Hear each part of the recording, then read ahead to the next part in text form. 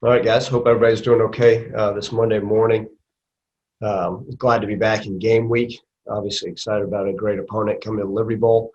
A few things, obviously, like we talked about a little bit last week. Excited to have the expanded fan base in our stands with us. Obviously, I know they'll be loud and proud.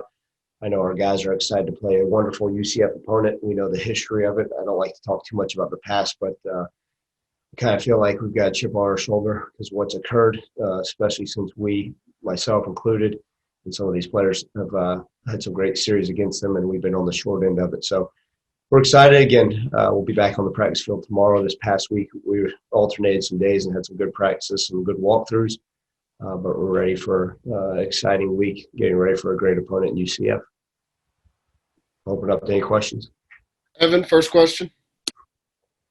Ryan, how's it going? Good, Evan. Doing well. You obviously don't want to mention the history, but for you, this series is also personal because you were a grad assistant at UCF. So how much did that time really kind of shape you as a coach? Because obviously with your journey, each step has brought you to this point. So what did that experience really do for you as a coach, and what do you remember about it? Yeah, I was down there before. My second year there, they had actually just finished building their new on-campus stadium, the Bounce House. So, we actually opened the season when I was there versus Texas and almost beat them. But great experience for me down there. Learned under a coach named George O'Leary. A guy that kind of has had a history of success as a head coach. So it was a great experience. But I got a lot of respect for UCF and the way they do things there. But my love and loyalty is with Memphis. Learned a lot from that. It's maybe the coach I am today. It's led me down this path. In fact, our recruiting coordinator, Landon Salem, I actually was a grad assistant for his dad, who was the offense coordinator, Tim Salem, at UCF. So it's interesting how it all ties back together. But look, they've had a wonderful program. We've seen them grow. Like I mentioned last week, I think they're the largest school in the country now. They do things the right way down there. But excited to get them up here in the Liberty Bowl in Memphis. And also now kind of going ahead to this week's game, how much do you said you don't bring it up, but how much do you feel the guys just kind of, even in practice last week, there's an edge about them because they understand the history and they know firsthand what it's like to not just face this team, but never beat this team really? Right. Evan, I think the opponent, obviously, certainly in the history, should keep a chip on our shoulder and edge with us, but I hope we have one every week, right? We still have a bad taste in our mouth from our loss to SMU. And so I hope every week, I don't care who the opponent is, that the guys keep the edge on them. But hopefully they go out there and practice hard and prepare the right way. I told them, look, it's an opportunity to play on national television on the ABC again against a great opponent. And your preparation is going to be what you're going to put on tape, right? And they're going to know. The rest of the country gets to watch you and see how well you prepared, see how well you studied, how well you took notes. And lived the right way in order to have success on Saturday. Terry? How you doing, Coach? Good. How are you, Terry? All right. This is game week, man. It feels like you guys hadn't played in about 3 years, man. How's the energy of the guys? How are they ready to get out there, and how's the mood of the team so far? Yeah, I think they're excited. It's kind of like one of those after you feel like you're in training camp forever, and the guys start to get a little ruffled and ready and just excited for the next thing. We actually took the team to the Liberty Bowl on Saturday when we knew the conditions were going to be safe and we weren't going to be dealing with 40-mile-per-hour winds, just to get them back in the stadium because we had members on our team that haven't been in the Liberty Bowl really since August, and that was just for a practice and training camp. So I thought it was important to get some of those guys out there and get a feel for the turf. But I think they're excited. Today's their off day. They're focused on their academics for the week. And, I'll be able to give you a good answer to that tomorrow after practice as well. But I think our guys got the right mindset. Steven? Hey, Ryan, how's it going? Good, Steven. How are you doing? I'm doing well. Kind of a follow-up on Terry. We've been talking about getting off to quicker starts. How much has the staff just been kind of emphasizing that, and how do you think the players have kind of responded during the bye week? Yeah, we've talked about it in every meeting, right? We make it a big point of emphasis, right? We have to start faster, offense, defense, and special teams, and make no bones about it. It's something that we've got to see on the practice field because it's not like we can just turn on the light switch on Saturdays. I think too many times, these 18 to 22-year-olds feel like, okay, we'll just be able to flip it on. We're that good. Nobody in the country is, right? There's few individuals much less 0 teams are able to just, hey, we'll just get it going on a Saturday when the lights come on. So, we'll keep pushing it. We make it a big deal. We talk about it. And like I said, the other day, we started practice right after stretch with some team tempo stuff, just so we can get lined up, just so we can get going. Same deal, right? Making some competition so the guys know, hey, I got to get my radar on and get to work immediately in practice. And, hopefully it pays dividends for us on Saturday. Ryan? Last 2 times, Coach, you guys played UCF. Memphis went into the fourth quarter with the lead but couldn't finish. Do you look back at that and you're going to change some things? How do you view finishing the game strong? Well, like I mentioned before, Brian, we got to start fast and then finish strong. And part of that's, right, we got to be able to be creative with our game plan, right? Make sure that we have answers, right? What made their answers be in the fourth quarter, if it is a close ball game or if we do have the lead, okay, how can we find ways to run the ball efficiently? If they load the box, how defensively, if they're going to be able to take shots down the field, how can we defend that? So I think it's just making sure we have a full quarter plan, right? And I think, it's not always, oh, well, this worked in the first, second, third quarters. How can we find ways to finish? And, that's kind of going to be going into this week. Let's start fast and finish strong. We know it's going to be a full quarter game. I think most of our games this season are going to be that way. And we just got to make sure that our guys are locked in and dialed in, right? Keeping their focus for all full quarters.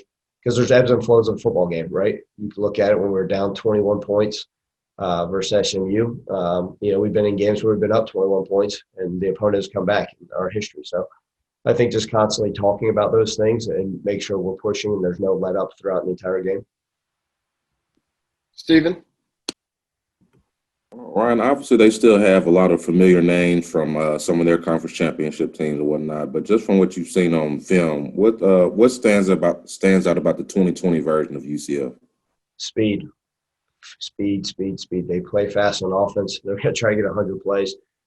They got playmakers. I mean, they are fast. We always make the comment about Florida teams are fast, and they are. I mean, their quarterback's dynamic. I think he's one of the best in the country.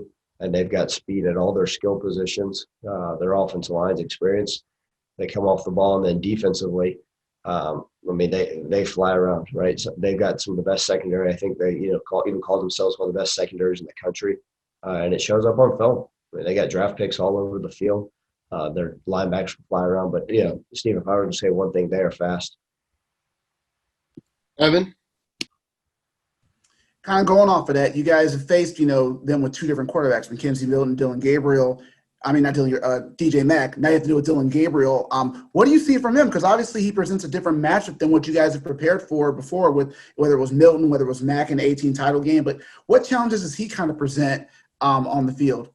I think he has a plenty strong arm. I think he's very accurate. I mean, some of these things about those other quarterbacks, he's got a good mix, and he's not afraid to run either. And we know their type of offense. Their offense is going to try to go as fast as they can and run as many plays as they can. They catch teams off guard by not being set, by not being situated. So, he does a great job executing their offense. Obviously, Coach Heupel and their offense coordinator, they do a great job executing at a high level. And there's a reason why they're, I believe they're number 1 in the country right now in yards per game. And we've just got to continue to make sure that we're being efficient on defense. We know that they're going to get plays, right? And that's the understanding. Like I mentioned before, we can't allow, Gabriel throws it out there for a 7-yard play, it can't go for 70, right? We got to be able to wrap up, tackle, and play smart on defense.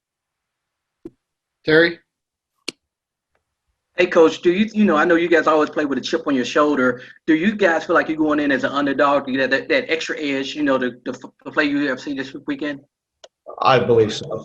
I don't talk to them about whether we're the underdog or not, but I always talk about that a lot of people, sometimes doubt us. And I've mentioned to you guys this before, and this is not to be comical. I mean, we really do feel like a Memphis versus everybody approach with everything we do. And I think a lot of our guys are different. We talk to them about, guys from Memphis, guys playing here.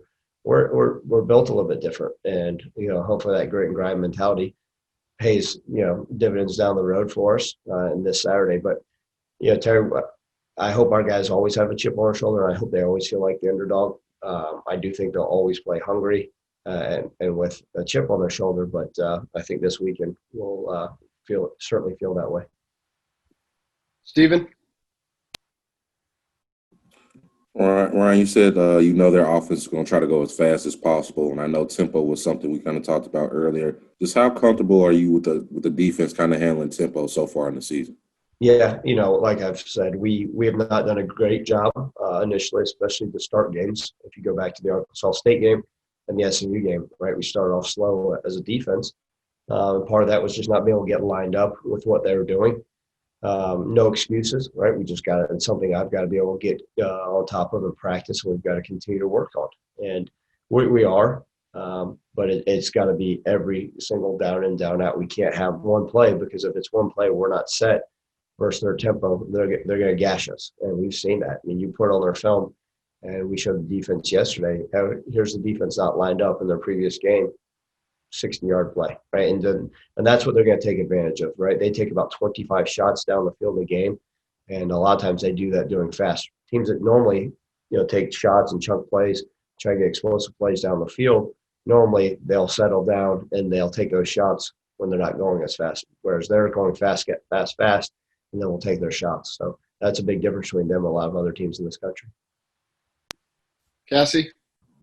Coach, you mentioned explosive plays. I don't know how much college football you watched this weekend, but do you think that the sheer number of points being put up across all of college football is maybe now that you're in the season a byproduct of what you didn't have in the offseason? Cassie, I think that's a great combination of those things, right? There's our teams. Like I said, I talk to a lot of these coaches throughout the country, and some say, well, I'm not really sure how good we are. I'm not sure how silent sound we are. And I think that's part of it, right? It starts by a lot of these teams not having spring practices or limited number, different types of training camps. Again, not making excuses, right? You saw some of the SEC schools that had different types of training camps in all seasons. So I think that's part of it. Some people talk about the condition, right? Or teams as conditioned as they are before. And if you got a defense that's not able to substitute out and teams are scoring a lot of points, that can be an effect of it too. So I think we're seeing that throughout college football. Offenses that are able to do it, and then you got other teams that are trying to play complementary football. Like Georgia. Obviously, they play great defense as well, but they're not trying to go super fast on offense because they think it helps out their defense, and they're not afraid to say that. Like, hey, we'll take that 20. I know they were able to put up points this weekend, but in generalities, right, a lot of the teams are saying, okay, we're going to try to outscore the opponent, see what happens. For us, we're going to play, like I mentioned to you guys, what they give us, right? What's the defense going to give us? It allows us to take advantage of certain things and play fast, then we will. If not, then we're going to play the ability. And I think, again, so much first back to our quarterback. We're going to play as fast as he wants us to as well. Evan? Ryan, kind of going back to earlier question about your time at UCF, you said it made you. How exactly did it make you? What exactly, there's maybe like one or two takeaways you learned just as far as how to be a coach or just kind of how to watch, Coach O'Leary. What were some of the ways it did make you specifically? Yeah, I learned how to work. He was a grinder. I think that's a term that a lot of coaches use all the time, but he truly was. And that was back in the day when there was one graduate assistant on offense and one on defense. So that meant sleeping in the office a few nights a week. That meant at 2 a.m. when an assistant coach needed coffee or there was, copies to be run or plays to be drawn up on cards. Well, guess what? Well, when looking around, we have such big staffs nowadays. Well, guess what? That was me. And that meant sleeping on the office floor. And that was back in the day. And I don't like to refer back to my press conference, but when I was making $8,000 in a year and living in some not so nice places, but it was how I cut my teeth in this profession by just, working and shutting up and learning and working. And that's kind of sometimes our young coaches, I said, look, just listen and work and good things will come from it. And that's George O'Leary's been known for a long time is just as a grinder. And that taught me, hey, in this profession, there's people all over work. And I'm not sitting here saying I sleep in my office every night. I certainly don't. I've been, as I get older, try to be smart with my time and more efficient. And sometimes being fresh will help me. But, my time at UCF, I learned how to grind and really put the work in. And hopefully, obviously, it led me to a situation where I am today. Mark? Hey, Ryan, I know what's happened the 13 previous times Memphis has played UCF. A lot of these guys on your current team weren't even necessarily involved in that, but they're the one AAC team Memphis has not beaten since joining the conference. Would there be something I don't know if symbolic's the right word, but would it mean something to actually to be the team that finally beats them, or is it, can you actually just wipe away what's happened the 13 previous times and just treat this as one game? Well, we're always going to, Mark tried to treat it as a one-game mentality, and that's not coach speak. It really is. It's the next game. So, in my opinion, it's the most important.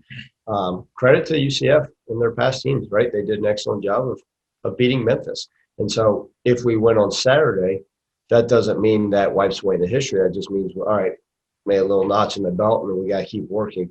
What I'm looking at is just the next game, right? And the importance of it. May I smile a little bit bigger, maybe come Saturday. Late afternoon.